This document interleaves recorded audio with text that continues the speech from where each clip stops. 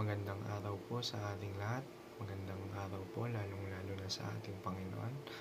Ako nga po pala si John Roby Medina at ngayong araw po, February 16, 2025, araw ng linggo, ay samahan ninyo akong pag-aralan at unawain ang mga salita ng ating Panginoon.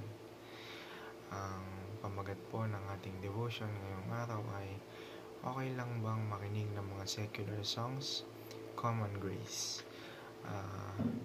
Alamin muna natin base sa pamagat ng ating devotion kung ano ang secular songs. Ayon sa Google, ang secular music or secular songs is a music that is intended for a non-religious audience.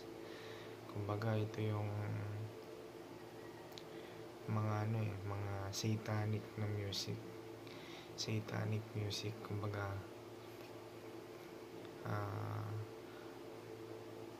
pinaproject sa mga secular songs yung evilness or si Satan.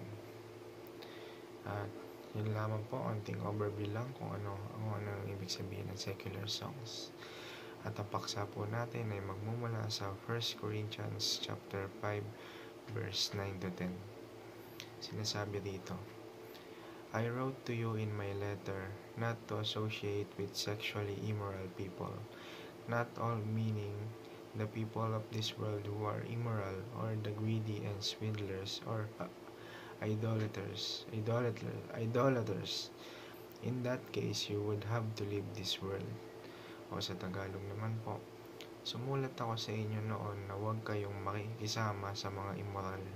Hindi ko tinutukoy dito ang mga taong hindi sumasampalataya sa Diyos, ang mga immoral, sakim, magnanakaw at sumasamba sa Diyos-Diyosan. Dahil kung iiwasan ninyo sila, kinakailangan nyo talagang umalis sa mundong ito. At para naman po sa ating katuroan ngayong araw, unang-una, common grace is for all people, while grace is for Christians. Sa ikalawa, God uses both Christians and non-Christians for human flourishing. At ikauli, Christians must collaborate with non-believers for the common good. At para naman po sa ating applications, unang-una, be sensitive to God's work through all people. Sa ikalawa, be thankful for God's common grace. At ikatlo, be open to work with anyone for the common good. Kumbaga, dapat yung pakikisamahan natin, hindi lang yung mga katulad nating mga Christians o yung godly people. Kailangan pakisamahan din na wala tayo dapat pinipiling taong pakikisamahan dahil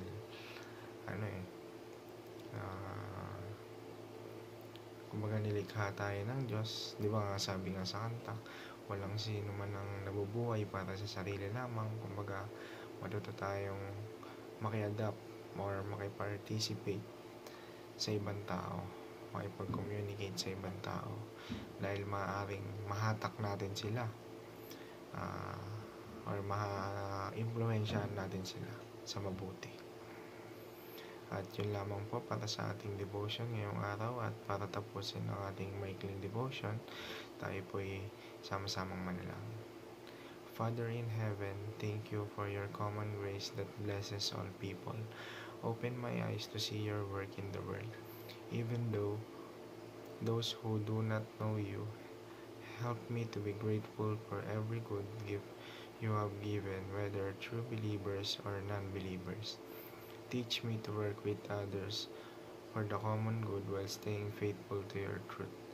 Give me wisdom, humility, and a heart that reflects your love. May my life be a testimony of both grace and truth, leading others to you. In Jesus' name, I pray, Amen. Yun lamang po. Maraming salamat po sa inyong pakikinig. God bless us all.